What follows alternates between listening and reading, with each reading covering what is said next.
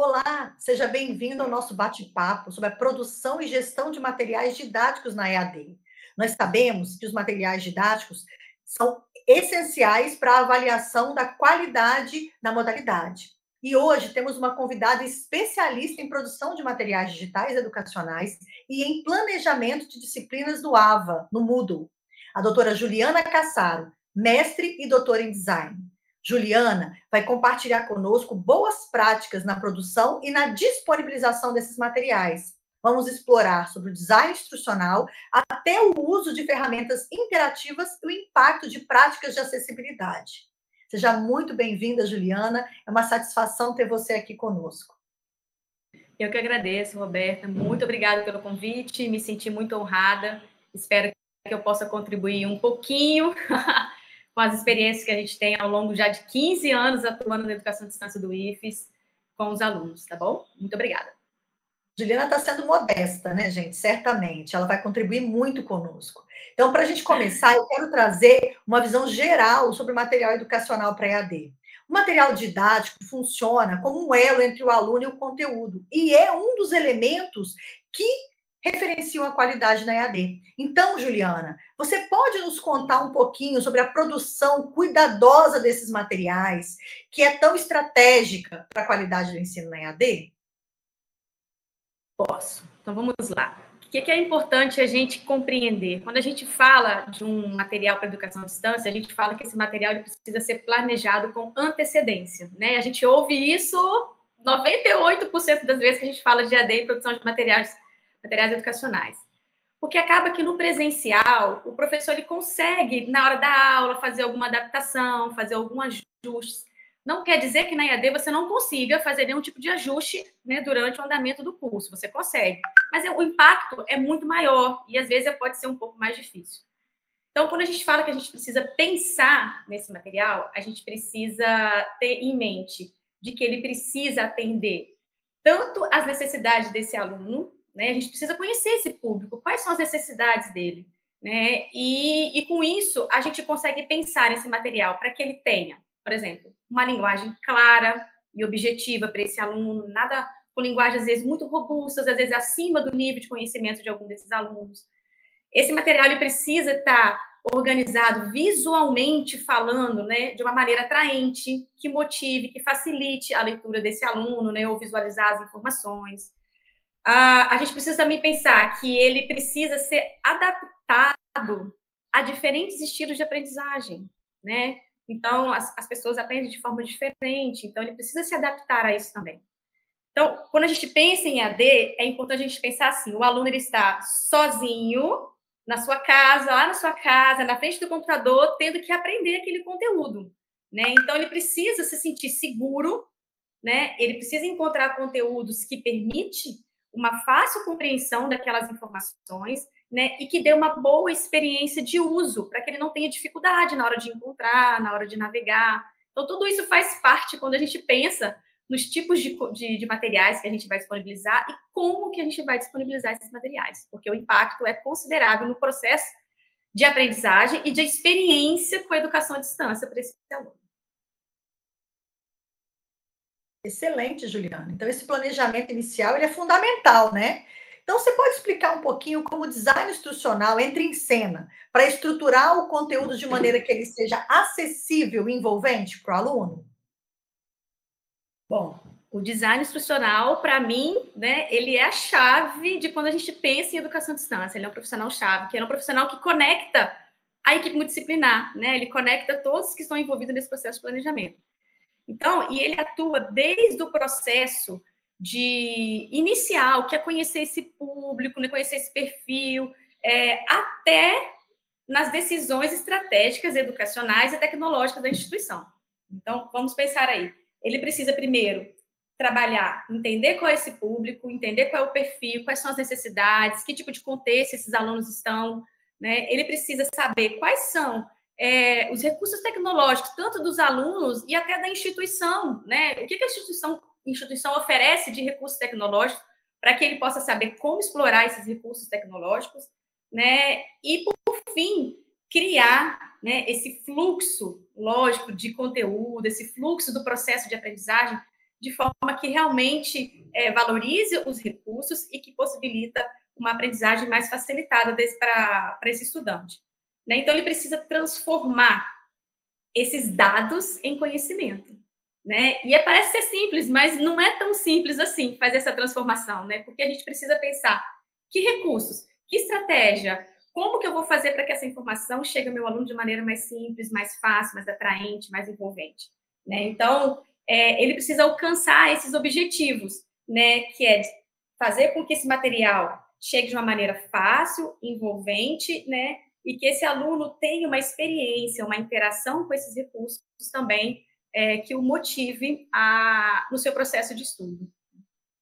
Para mim, ele a gente consegue perceber, Juliana, por que esse profissional, né, ele é tão importante no processo de avaliação da qualidade da EAD, na sua formação, na sua capacitação, porque ele é tudo isso que você está trazendo para nós. E falando nisso tudo que você está falando, a EAD, ela permite uma grande variedade de opções, né, desses materiais que você falou aí nas adaptações, textos, vídeos, podcasts, certo? Qual que é a importância de combinar esses formatos aí para o processo de educação? Então, é um pouquinho do que eu falei, né, na resposta passada. O que a gente precisa nunca deixar de esquecer? Cada pessoa é única. Cada pessoa, o indivíduo, ele do jeito dele. As pessoas não são iguais. E as pessoas não aprendem de maneira igualitária também. Né? Então, a gente está falando aqui que existem os estilos de aprendizagem.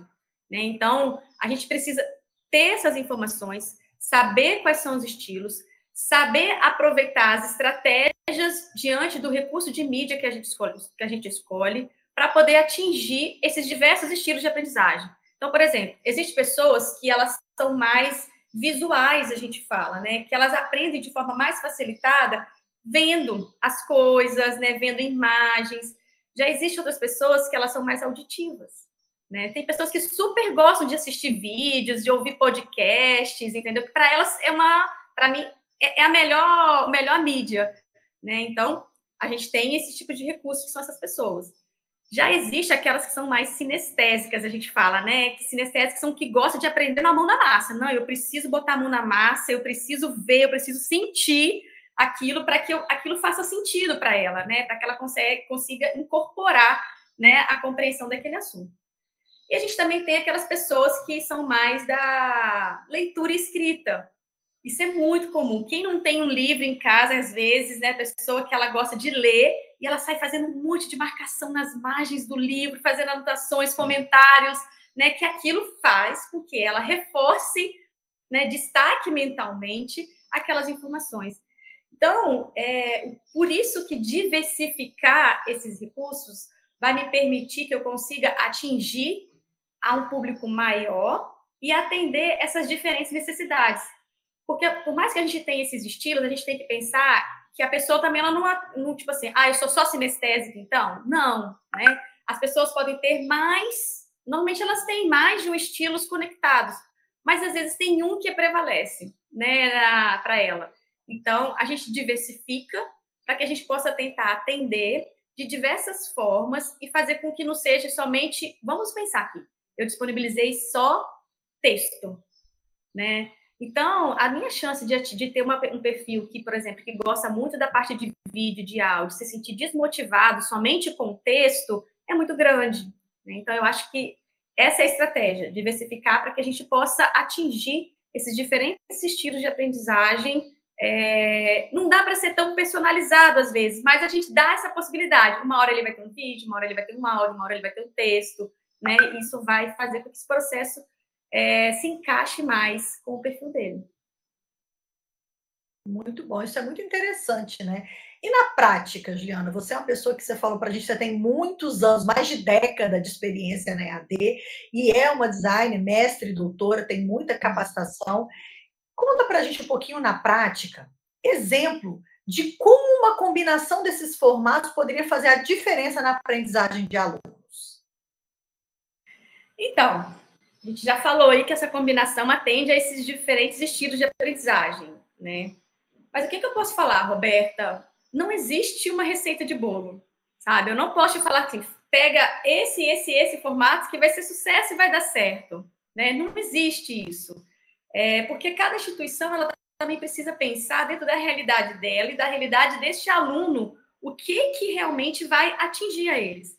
Não adianta eu colocar vários vídeos se na realidade do meu aluno é uma internet de baixa conexão, sabe? Como é que ele vai conseguir ter acesso a esses vídeos com qualidade se a internet dele é de baixa conexão, né? Não estou falando ainda de escada aí, que tá bem, né? Enfim, tem regiões do Brasil que às vezes é isso, né? Então a gente precisa primeiro conhecer esse público e conhecer o que a instituição tem de tecnologia para que a gente possa oferecer o que realmente vai chegar para esse aluno, né? Precisa chegar de maneira que ele consiga ter acesso àquilo, né? Então, o que eu posso colocar aqui? Que, além do formato, que aí você vai depender da tecnologia, o que eu acho que seria realmente a cereja do bolo quando a gente pensa em diversificar esses materiais ou disponibilizar esses materiais, né? É a gente ter essa boa análise do público, né, das necessidades, e também planejar de forma que esses conteúdos se conectem com a realidade do aluno, né, se conecte com o contexto dele, com a vida real, para que aquele conteúdo possa fazer sentido para ele. Então, a gente está falando aqui que não é só do formato, não é só disponibilizar um PDF. Não adianta se aquele conteúdo lá dentro não fizer sentido, não estiver bem escrito, não estiver conectado com a realidade, o aluno não vai conseguir, vai ter mais dificuldade, né, para poder aprender aquele conteúdo. Então, esse seria um ponto. Outro ponto, né, existe a máxima que todo mundo conhece, né? Uma imagem vale mais do que 1000 palavras, né? Então, aí puxando para o meu lado como designer, né? Que tudo para mim é visual, tudo é como eu organizo as informações e o quanto que isso impacta para o usuário, né? Então, vai disponibilizar um texto. Se você coloca esse texto diagramado de uma maneira muito simples, né? Sem fazer diferenciações hierárquicas, né, diferenciando títulos, ou uma diferenciação muito, muito pouca, assim, isso faz com que dificulte esse processo de aprendizagem dos alunos. Então, assim, ter um material visualmente organizado, isso chama atenção, isso facilita, isso melhora a experiência de interação desse aluno. Então, não tem uma receita, sabe? Vai depender do seu público, vai depender da que a instituição quer, né? Então, diversificar, sim. Quais? Você vai ter que ver quais as ferramentas que você teriam à disposição e que seus alunos também teriam à disposição. Mas, além disso, ficar atento com a qualidade desse material, né? Senão, não adianta você ter vídeo, podcast, fórum, questionário, mas se aquele conteúdo está robusto, o aluno não consegue fazer essa leitura direito, não consegue compreender. Excelente. Então, tudo isso contribui para a qualidade do ensino na educação à distância, né, gente? É por isso que é um quesito tão relevante no processo de avaliação da qualidade. É um referencial, né, para nós, como a EAD distribui e como a EAD contempla os materiais didáticos, e isso vai refletir na qualidade do curso. Então, a gente gostaria de entrar um pouco mais aí nessa etapa de elaboração, de produção dos materiais, Ju, que você disse que trabalha com isso, você trouxe um pouquinho a sardinha para o seu lado. Então, explica para nós como é que esse ciclo do design educacional na prática, desde o processo de avaliação que você trouxe para nós, de planejamento, como é que funciona isso? Então, Roberta, quando a gente fala de projetar, de pensar esse processo, né, de planejamento da educação à distância, existem várias metodologias que a gente pode utilizar, tá? Existe uma mais conhecida, que até que o IFES utiliza, né, a metodologia chamada ADIE, né? Então, ela é dividida em 5 etapas, que eu acho que é uma metodologia que atende muito bem ao que a gente precisa fazer. Ela é um ciclo, né? Então, a gente tem o início, meio e fim, mas, ao mesmo tempo, isso depois se retoma, né? E aí, como é que seria essa metodologia? Né? A gente tem a primeira etapa, que é a etapa de análise. E aí, tudo que eu já respondi até agora, que a gente conversou, a gente está reforçando isso, a importância de você compreender o seu público. Então, é aqui onde eu vou analisar qual é o meu público, quais são as características, que tipo de recursos ele tem acesso, que tipo de computador, smartphone, enfim, recurso tecnológico, conhecimento mesmo, entendeu? De experiência com o uso de tecnologias. Além disso, também entender a instituição, né? Eu preciso saber o que a instituição tem de recurso para poder oferecer para esse aluno, quais são as tecnologias, como é que é esse ambiente virtual de aprendizagem, como é que, enfim, esses recursos tecnológicos, para que eu possa, diante dessas informações, tomar boas decisões, né? Porque são as decisões aqui que vão impactar lá na frente a experiência de uso do meu aluno. Então, com essas informações em mãos, eu vou para a segunda etapa, que é a etapa de design, que é a etapa de você projetar. Então, você vai pensar, vai montar as estratégias diante de tudo isso que você conseguiu de levantamento e ver qual é o caminho que vocês vão adotar. Eu vou adotar esses tipos de conteúdo, o ambiente virtual vai estar organizado dessa forma, e com isso, a gente vai para a próxima etapa, que é, vamos botar a mão na massa, então a equipe multidisciplinar, junto com os professores, os pedagogos, o design institucional, né, todos eles vão começar a trabalhar para poder produzir esse material. E aí também a gente tem a equipe de vídeo, a equipe de design mesmo, para construir esses recursos visuais, né, fazer edição desses materiais. Então, botou a mão na massa. Produziu tudo? Está tudo pronto? Então, a gente vai para outra etapa, que seria a etapa de implementação, que é disponibilizar isso realmente no ambiente virtual que a instituição tem, né? No nosso caso, a gente utiliza o Moodle, né? Então, disponibilizar, colocar os recursos lá, organizar esses recursos lá no ambiente virtual de aprendizagem, né? Beleza, curso começou. Os alunos estão lá, os tutores, professores, enfim. O curso começou, finalizou, a gente precisa avaliar. O que funcionou? O que não funcionou? Então, é importante a gente ter essa etapa onde o aluno possa fazer essa avaliação, né? Os professores também possam, toda a equipe, os tutores possam avaliar de como é que foi esse processo, o que funcionou, o que não funcionou, o que pode ser melhorado, para que a gente analise, então, e reinicie esse ciclo com as modificações que a gente entendeu que eram necessárias ser feitas, né? Então, basicamente, é esse o ciclo. Eu primeiro preciso analisar, eu preciso depois projetar, aí eu implemento isso, e aí depois eu faço a minha avaliação.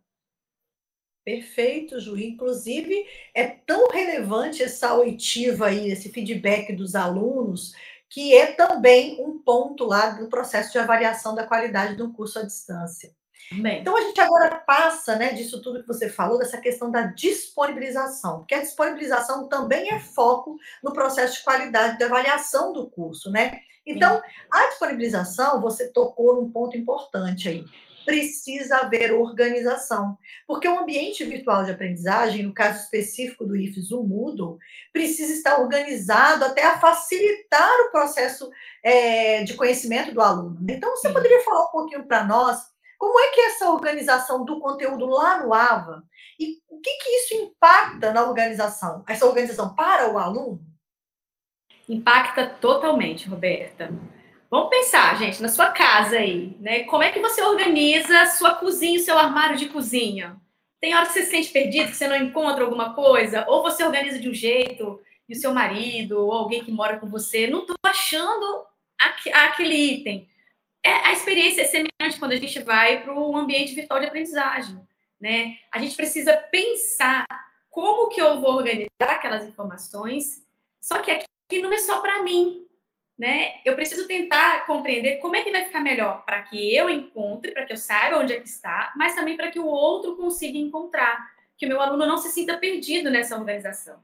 Se ele se sente perdido, ele perde tempo, vamos chamar assim, a gente fala que ele perde tempo tentando se encontrar, tentando saber onde tem que ir, o que ele teria que clicar, e isso faz com que ele vai se sentindo desmotivado, perde o interesse, né? E perde tempo com informação que não é necessário. Ele tem que perder tempo, teoricamente, ou investir o tempo dele em quê? Em aprender aquele conteúdo, né? E não em se achar, né? Naquele ambiente. Então, assim, a organização, ela é fundamental para esse processo de interação com essas ferramentas virtuais que a gente disponibiliza no nosso curso. E aí, o que a gente poderia dar, talvez, de algumas dicas? Né? A gente precisa, primeiro, pensar como é que esse conteúdo vai estar organizado. Ele vai estar organizado de forma cronológica? Será que essa é a melhor solução? Então, por exemplo, a gente utiliza nos nossos cursos, às vezes, organizado por semana, né? Para que a cada semana, ele sabe o que ele tem que estudar naquela semana. é uma ordem cronológica, né? Ou não. Às vezes o meu curso vai ser por conteúdo, então vai ser por tópicos, né? Como se fosse o sumário de um livro, eu vou disponibilizando são os assuntos. Não precisa, é irrelevante para mim a ordem cronológica. Então, você precisa tomar essa decisão, né, o design, junto com os professores, como é que esse material vai estar organizado. E é importante que a maneira de organizar seja igual. Por exemplo, se é um curso que tem várias disciplinas, é importante que seja a mesma maneira de organizar, porque o aluno ele está numa disciplina, quando ele entrar na próxima, ele já sabe como é que é, né? Então, também ele não vai se sentir, nossa, vou ter que aprender tudo de novo, como é que esse professor se organizou aqui, né? Então, às vezes não é possível, tá, Roberta? Já tive experiências onde um professor, às vezes numa disciplina que é muito específica, que ele queria trazer uma experiência diferente do que estava. Então, a gente, beleza, exceções são abertas, são avaliadas, mas alguma coisa, alguns outros pontos, a gente precisa manter um padrão, tá? Para que ele possa se sentir não perdido, né, naquele ambiente. Bom, outra coisa é você trabalhar com títulos, subtítulos, criar uma hierarquia de informação, né? Então, o aluno sabe o que vem primeiro, o que vem dentro dele, o que vem sub, né, aquele título. Então, assim, criar uma hierarquia de como essas informações são apresentadas. O uso da imagem, né? Então, a gente pode explorar essa imagem, além do conteúdo em si, né, para explicar alguma coisa, mas a gente pode explorar imagens para organizar essas informações, né? Então, no Moodle, a gente utiliza muito imagens para cabeçalho de semana, imagem para fazer organizações ao longo da semana, né? Então, tipo assim, atividades permanentes, né? Ou vamos praticar, né? A gente cria imagens ilustrativas onde a gente vai colocando isso ao longo do AVA, usando o recurso de rótulo, para poder ajudar na hierarquia e na organização dessa informação. Então, também é um ótimo recurso. Cores. Cores aqui também é algo, assim, muito bom, mas também é meio perigoso, né? A gente tem algumas experiências com as cores que, às vezes, não são muito legais, mas a cor é importante também para você poder diferenciar, destacar, às vezes, um texto, né? Mas a gente tem que tomar um pouquinho de cuidado com cores que às vezes são cores muito claras ou cores que são difíceis de ser visualizadas, né? Enfim, uma cor em cima de outra cor, um texto em cima de um, por exemplo, vou colocar, eu tenho um fundo vermelho, vermelho não, verde, Natal agora é ótimo para isso, eu tenho um fundo verde, e eu vou lá e escrevo um texto vermelho em cima desse fundo verde. É Natal, gente, é verde e vermelho. Faz essa experiência para ver se vai ficar bom. Não vai ficar bom, entendeu? Vai te dar uma explosão visual, assim, de contraste, de que você não vai conseguir fazer uma leitura muito boa, né? Que você não vai conseguir ficar ali lendo aquele conteúdo por muito tempo, vai te cansar visualmente. Então, é importante também pensar nessas combinações de cores, mas cor é um excelente recurso também para poder fazer a organização visual. O que eu posso colocar agora? Nomenclatura. Acho que esse também é um ponto muito importante, padronizar como que você nomeia as coisas, né? Então, as atividades, cria um padrão de como é que você vai nomear as atividades, cria um padrão de como é que você vai nomear esses recursos, para que o aluno saiba, tá sempre atividade 1 vai ser numerada, atividade 1, atividade 2, 3, um título dessa atividade que seja claro, né, que seja objetivo, não precisa ser um título gigantesco, mas um título claro. A pontuação, eu vou colocar a pontuação no nome desse título, né? Eu vou deixar a pontuação lá dentro no enunciado da atividade. A gente normalmente coloca a pontuação do lado de fora, porque o aluno já sabe, essa atividade vale 5 pontos, essa outra vale 10 pontos. Então, ele já se antecipa, né? São informações que às vezes são simples, mas que ajudam o aluno, né, a tomar decisões, né? Opa, essa atividade tem muito ponto, eu tenho que dar atenção para ela, né? Enfim, essas seriam algumas dicas que eu poderia dar. Ju trouxe para a gente aí várias dicas, né, importantes. E o que a gente tira de tudo isso, que é muito importante, é a gente pensar que a organização vai fazer com que o aluno se sinta mais confortável, mais seguro no processo, né, da educação. Isso é muito relevante, facilita. E aí você tocou num ponto muito importante, que é a questão da acessibilidade. Você trouxe a questão das cores dentro de um viés aí de dificuldade de visualização, então é um ponto importante falar em disponibilização de materiais acessíveis. Quais são as principais recomendações que você traz para nós em relação à inclusão e acessibilidade com os materiais digitais na EAD? Bom, Esse universo é gigantesco, né? A gente poderia fazer um bate-papo exclusivo de acessibilidade, Roberta, porque é um universo muito grande, é um universo que a gente está aprendendo também, né? Cada dia a gente vê algumas modificações, a gente vê recursos novos sendo desenvolvidos. Então, assim, mas o que é importante? Antes de falar de talvez alguns pontos, o que eu acho que é importante a gente pensar? Quando a gente fala de acessibilidade, a gente vem logo na nossa cabeça, acessibilidade para quem? Né? A gente já pensa logo para pessoas que têm algum tipo de deficiência, né? Um cego, uma pessoa que é surda ou dificuldade motora. Automaticamente a gente pensa nisso. E tá certo, não está errado, tá? Mas hoje o termo acessibilidade ele está mais amplo, né? Quando a gente fala que esse material ele tem que estar acessível, eu não estou colocando somente para esse público, né, que tem algum tipo de deficiência, mas eu também estou falando para qualquer pessoa. Né? Então, quando eu falo dos estilos de aprendizagem, eu estou falando em atender, né, ser acessível para esse aluno, né? Então, ele precisa. Vamos lá. Quando a gente fala ainda de um ambiente digital, a gente está falando que ele também tem que estar acessível digitalmente, né? E aí, que é um pouco complexo, e é complexo mesmo, né? A gente tem algumas dificuldades na hora de fazer essas adaptações, na hora de disponibilizar, não é um processo realmente fácil, mas é possível, com alguns cuidados, a gente tentar se cercar e trazer esse ambiente mais confortável para que as pessoas possam fazer o processo de aprendizado dela. Né? Então, assim, esse é um ponto, né? É acessível para todo mundo, acessível para o máximo possível de pessoas, tá? Tanto digitalmente quanto para alguma necessidade de deficiência que a pessoa tem, tá? E existem algumas recomendações para isso, quando a gente fala de acessibilidade digital, pesquisem lá a W3C, né, que é uma organização internacional que ela tem vários documentos orientando referente à acessibilidade digital. Né, o que eu preciso ter na hora que eu disponibilizo um conteúdo digitalmente no meu site, enfim. Mas eu não vou entrar em grandes detalhes sobre isso. O que eu acho que é importante? Então, o ponto 1, que a gente falou, flexibilização desse uso. Então, é você disponibilizar diversos recursos. Você vai estar facilitando para que esse material fique mais acessível para um público maior.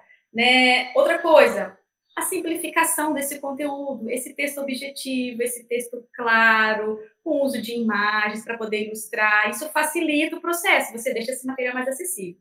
Vai usar a imagem? Aí a gente está falando aqui de você ter que colocar uma audiodescrição, uma descrição, na verdade, né? Uma descrição dessa imagem, né? Que é um pequeno texto que descreve como que essa imagem é, o que tem dentro dessa imagem, porque a pessoa que é cega não vai conseguir ver, né? Então, os leitores de tela conseguem fazer a leitura dessa descrição que você colocar na tag específica lá no site, né? No seu ambiente virtual de aprendizagem.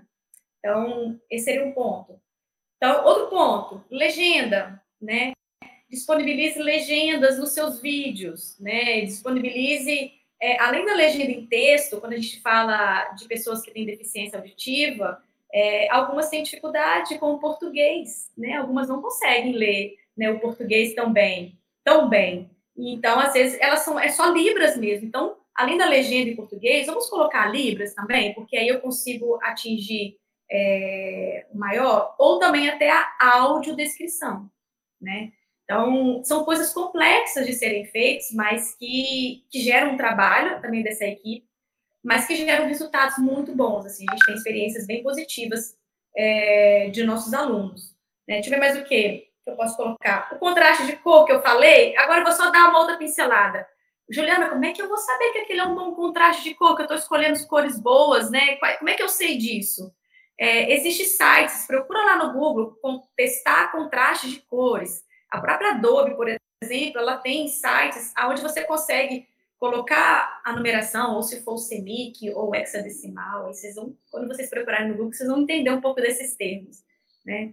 Procura que você consegue comparar, e aí vai te dizer, essa cor de fundo com essa cor de texto é boa, funciona, ou não te recomendo essa cor, sabe? Existem sites que até te oferecem paletas de cores, tá? Então, pesquise um pouquinho que vocês conseguem achar.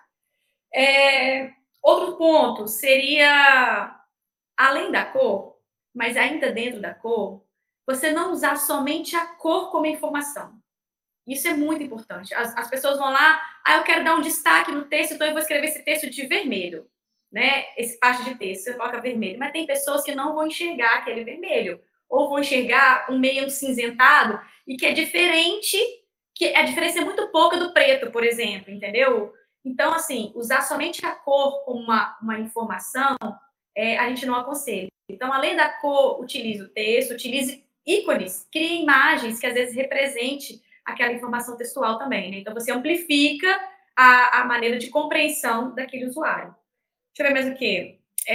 Diversidade de formatos de avaliações, né? Então, os alunos, por exemplo, tem gente que se dá super bem com prova objetiva, né, Roberta? É o que mais a gente vê, prova objetiva, questionário, vão lá e faz. Mas tem gente que tem dificuldade com esse tipo de prova, né? Tem gente que se você bater um papo com ela, uma prova oral, que a gente fala assim, você, não, o cara sabe, entendeu? Ele sabe. Então, diversifique esses formatos, né, para que esse aluno não seja avaliado somente com um tipo de metodologia, né? Então, possibilite também que ele possa gravar um vídeo, que ele possa gravar um áudio, que ele possa fazer uma imagem, né, para poder disponibilizar aquele conteúdo, para saber se ele realmente aprendeu aquela matéria, né? Outra coisa, que aí eu acho que também é bem legal, é você gravar, às vezes, vídeos e áudios para dar feedback. Né? É muito comum, às vezes, o professor só colocar texto, né? Parabéns, você foi legal, tal, fique atenta a isso e isso. Mas quando você grava um áudio, o seu tom de voz, entendeu? Faz diferença para o aluno. Ou um vídeo que você aparece. Eu estou me gesticulando, eu adoro gesticular, né? Isso faz diferença, né, para o aluno, faz com que ele também se aproxime mais de você. E a gente já falou, né? O quanto que o aluno está conectado, se sentir próximo, se sentir acolhido, né, se sentir seguro, o quanto que isso faz diferença no processo de aprendizagem dele. Eu acho que eu poderia colocar esses pontos inicialmente, tá bom?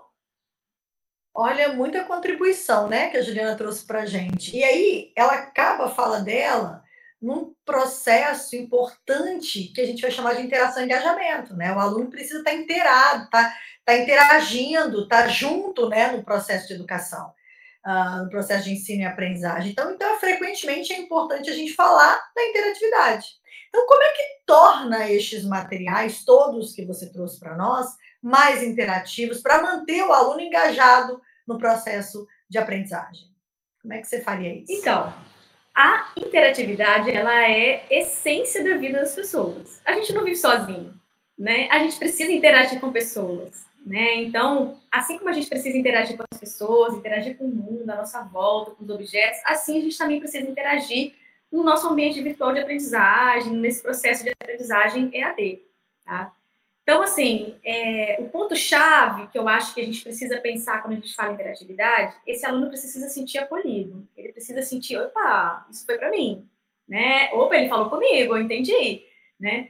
E aí, como é que a gente consegue um pouco disso? A gente consegue, primeiramente, produzindo os textos que a gente fala que é dialogado. Então, aquele texto onde o professor fala com o aluno, olá, seja bem-vindo, você fez isso aqui na hora que a gente está conversando, né? A gente conversa com ele, a gente faz perguntas ao longo do texto, a gente traz reflexões ao longo do texto, dá aquela pausa no texto.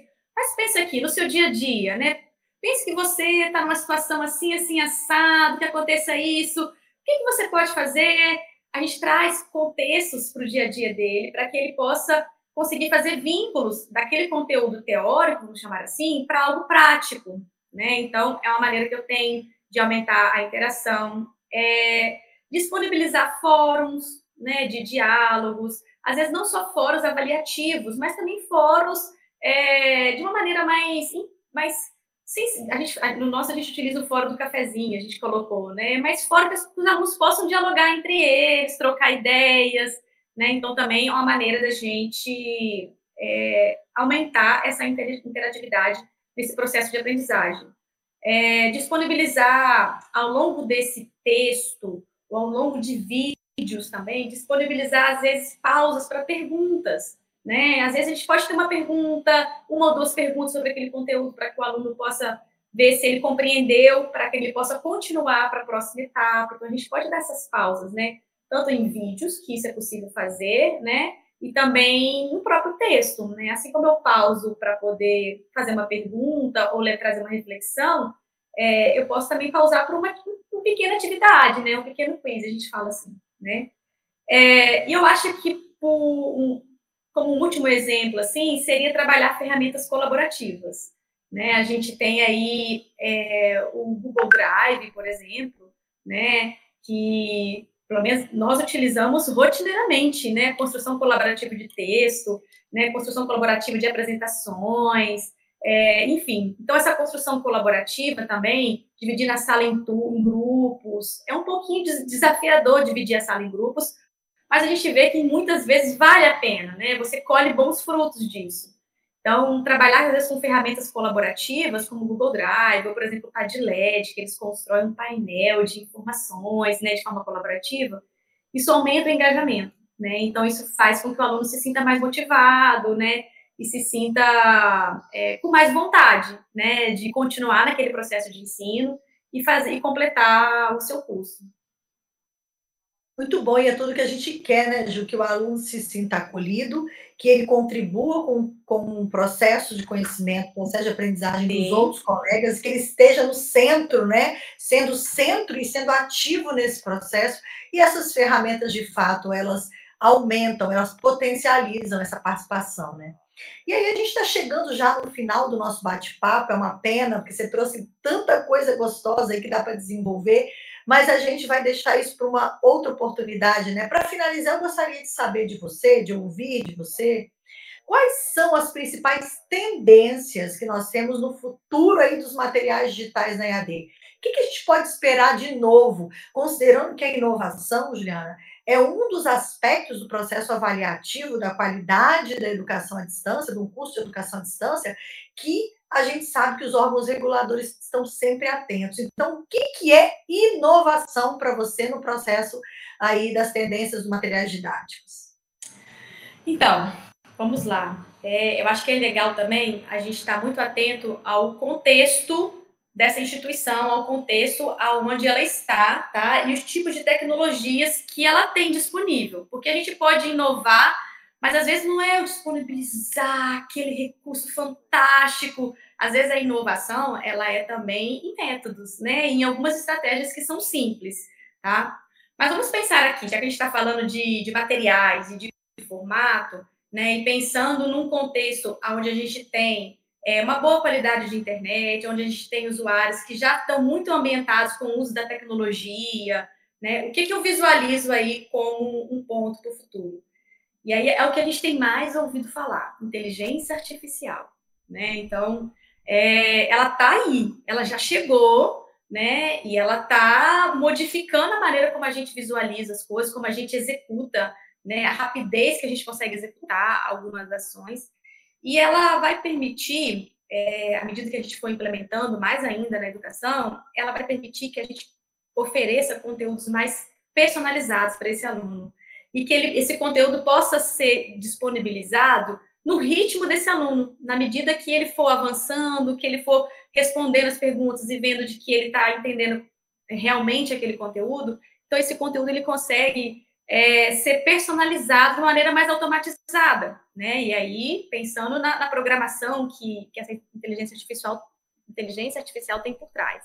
Tá? Acho que esse seria um ponto.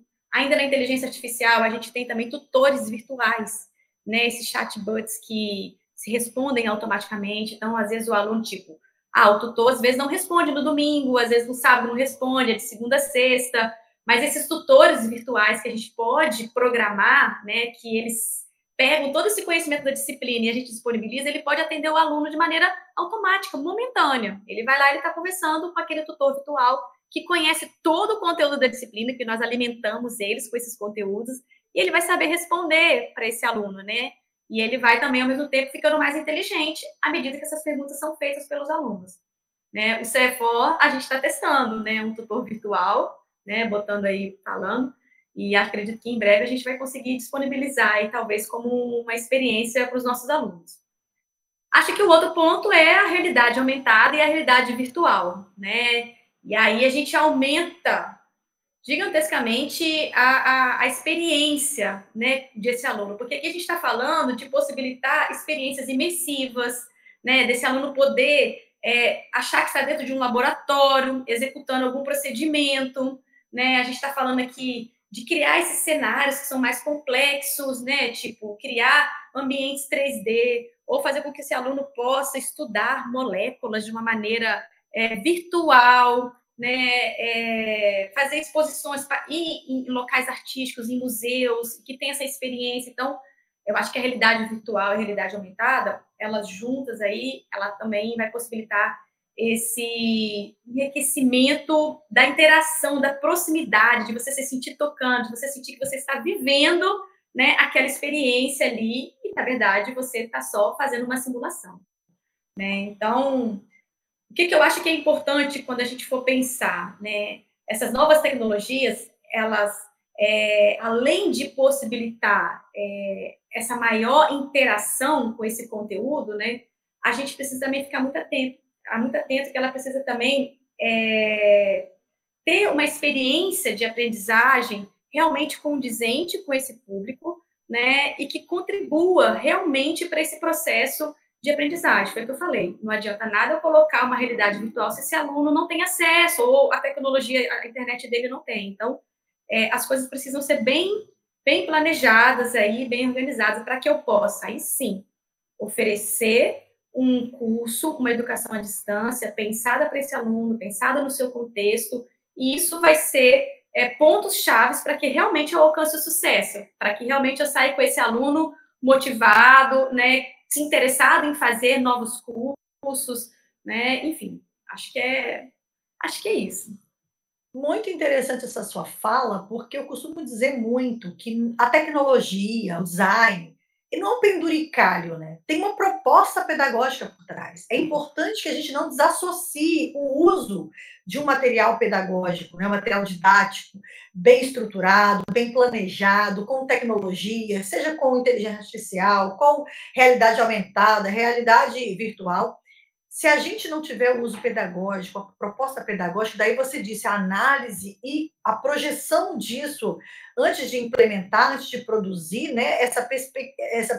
Perspectiva de avaliar o que vai trazer pedagogicamente um conceito importante para o aluno. Então, isso aí, eu acho que de tudo é muito relevante. Não adianta que a gente tenha uma vida longa e um futuro extremamente promissor para os materiais didáticos na EAD, se a gente perder o fio de que tem que haver um uso pedagógico, planejado pedagogicamente, para facilitar o processo do aluno. Excelentes contribuições que você trouxe para nós aqui. Então, a gente só tem a agradecer, Juliana, a tua experiência, a tua formação, a tua capacitação trouxe para nós hoje, nessa tua participação, um conhecimento imenso. Então, certamente, a gente sai desse encontro, desse bate-papo de hoje, com muito mais bagagem do que a gente entrou. Eu quero te agradecer muito, tá? Muito mesmo, pela generosidade de compartilhar conosco aqui o teu conhecimento. Ô, Roberta, eu que agradeço. Eu falo demais. Quem me conhece sabe. Mas eu amo trabalhar com educação à distância, né? Como eu falei, já estou há 15 anos trabalhando com educação à distância, é algo que eu amo fazer. Eu amo esse olhar no usuário, o olhar no estudante, né? E como que a gente consegue fazer escolhas para que a gente possa realmente ter empatia com esse público, com o público, com o nosso aluno, com o nosso professor, né? E tentar encontrar soluções tecnológicas para que eu possa oferecer experiências positivas, né? Experiências de aprendizado, experiências de interação que realmente vão trazer impacto positivo na vida do meu público. Então, assim, eu que te agradeço, fico à disposição, caso a gente queira se aprofundar em mais alguns desses tópicos, pode fazer o convite que eu volto, tá bom? Oh, que coisa boa! E é isso, então. Esperamos que você tenha gostado muito do nosso bate-papo e dessas dicas, dessas práticas que vieram como recomendação aí da nossa design, que é a nossa especialista, a Juliana. Então, a gestão da educação à distância, ela demanda preocupar-se com os materiais didáticos que estão disponibilizados para o aluno, para que todo esse processo de aprendizagem seja favorecido e a gente tenha um bom resultado, uma qualidade daquilo que o aluno recebe. É um ponto estratégico da sua atuação como gestor e como docente. E é isso, a gente se despede desse bate-papo de hoje, certos de que essa contribuição da Juliana trouxe para nós uma visão maior, mais ampla da gestão estratégica da EAD. Tchau, tchau, gente. A gente se despede. Tchau. Tchauzinho.